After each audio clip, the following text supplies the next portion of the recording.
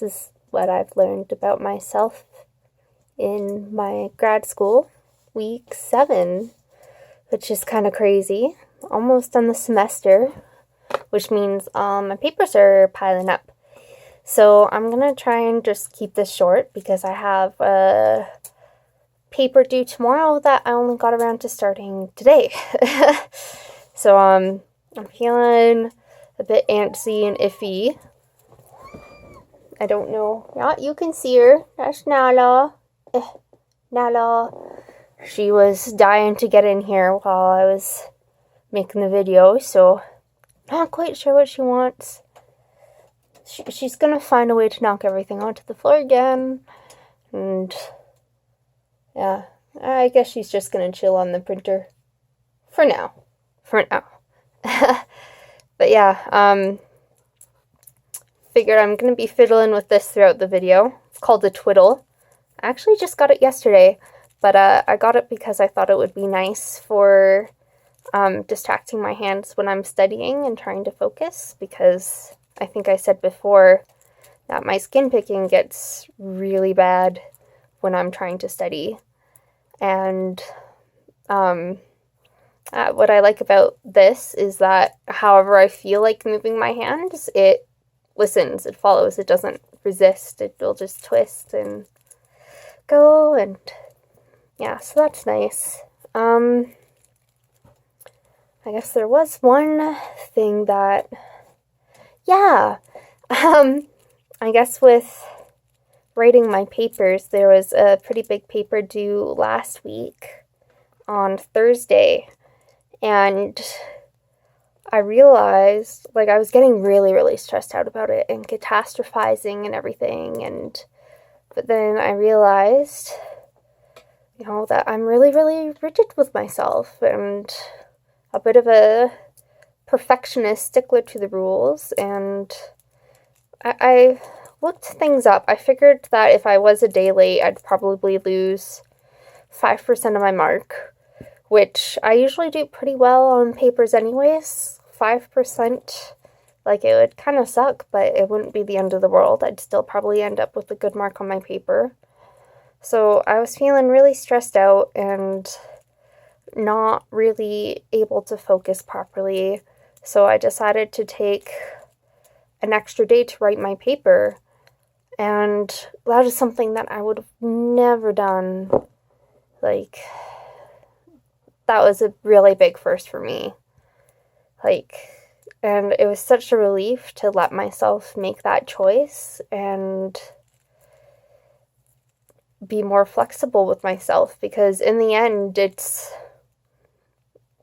more about getting the degree than being a perfectionist for being on time for everything. I do have issues with procrastination and running late on things, but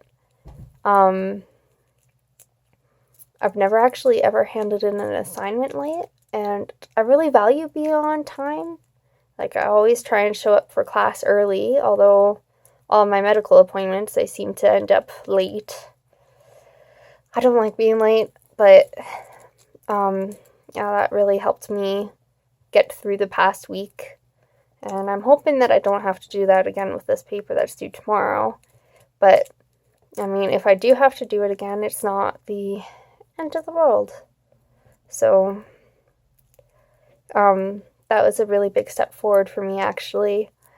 And like, I do feel kind of bad, and I feel like I do have to kind of explain myself to everybody, and like, I don't. Like, people should realize that I'm an adult and I have good reasons for doing what I do. And a lot of people just don't know the whole story. I mean, I've mentioned on here before that I have a lot of physical and mental health problems. And, like, even just the beginning of this semester in grad school, I'm doing full-time studies.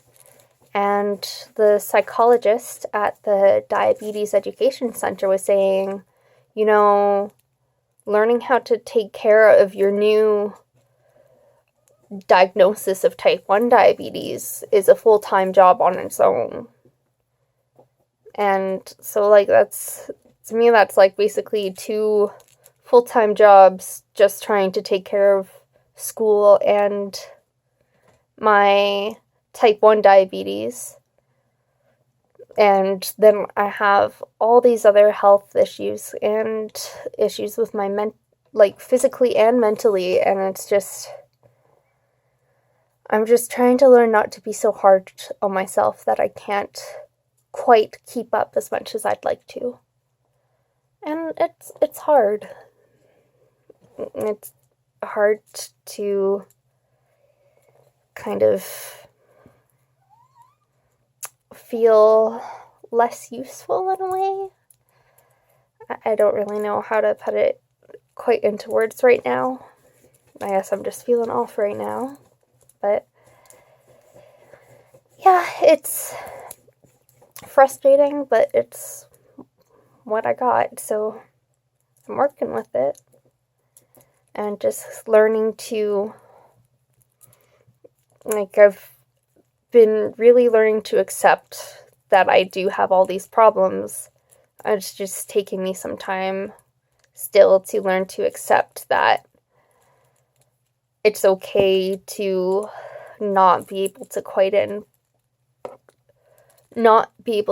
put in as much effort as everyone else seems to be able to do.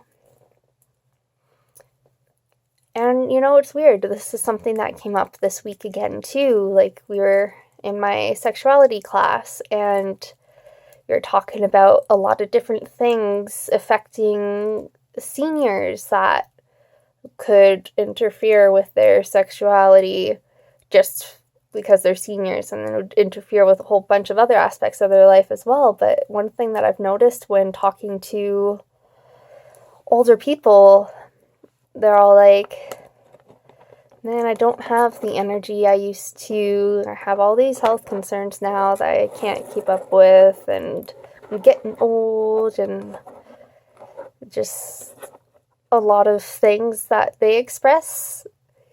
I feel like I can't say anything out loud to them, but for me it's like, I know how you feel. I'm nowhere near as capable as I was a few years ago. And I'm 24. I mean, I'm supposed to be a youngin'. That was old people talk. Anyways, and I don't really know what classifies as old people. But, yeah, it's just, things are interesting right now, put it that way. And I know I'm gonna make it through the semester. It's not gonna be perfect, but I'm gonna get all my papers in, and I'm not really in a position to ask for extensions right now, I don't think. But back in January, I was diagnosed by my psychiatrist with ADHD. So hopefully I'm able to contact the disability supervisor at my school and see if there's any supports that could be put in place to make it easier for me to catch up with school. Because, I mean, any help I can get is great. Any help anyone can get is great, right? So I'm hoping to find a pink one of these, because you can actually take these apart. I think it just snaps. Hi, Nana. Nana's being a cutie. But yeah, you can take these all apart and put them together in different ways too. I haven't actually tried taking them apart yet, but if I get a pink set, I'd probably do alternating this bright green color with the pink and just have a big, long, pretty line of twiddle. So I think I'm gonna cut things off there for now. I'm sorry if this episode was a little bit of a downer, but I mean, everybody has their ups and downs. But one thing that I learned from being in DBT, dialectical behavioral therapy, is that emotions come and go like waves. it might not feel like that in the moment if you're experiencing something really intense and negative or scary, but it'll pass. And yes, it might come back, but then it'll pass again. And you'll get happy times too. So, it's all good. And you guys remember to take care of yourselves. Hopefully I'm kind of setting a new example. Maybe it's not a good example to some people, but it's with deciding to hand an assignment in late. It's different, but it's a way that something that I needed to do to take care of myself and make sure that I could not break down before the semester's over. So, anyways, you guys, like I said, take care of yourselves, and I will see you all next week, and maybe I'll have more time, maybe not. A lot of papers coming up.